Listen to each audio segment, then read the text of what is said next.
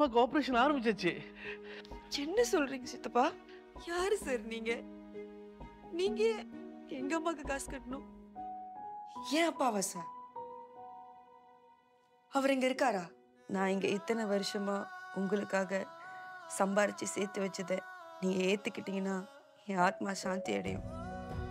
உனக்கு ஏதாவது தெரியுமா ஜானு இந்த உயிலை பத்தி? 10 மில்லியன்னு சொன்னாங்க. என்னது? ஜானு யாருன்னு தெரியுமா? என் அக்கா பொண்ணு மட்டும் இல்ல, இந்த வீட்டு குபேர லட்சுமிடி. நாங்க எல்லாரும் இங்க கேளுக்கு மாறி வரலான்னு இருக்கோம்.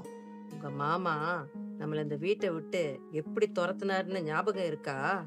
முத்து இதுக்கப்புறம் எந்த பிரச்சனையும் பண்ண மாட்டாரு. இது நம்மளுக்கெல்லாம் ஒரு புது ஆரம்பம்.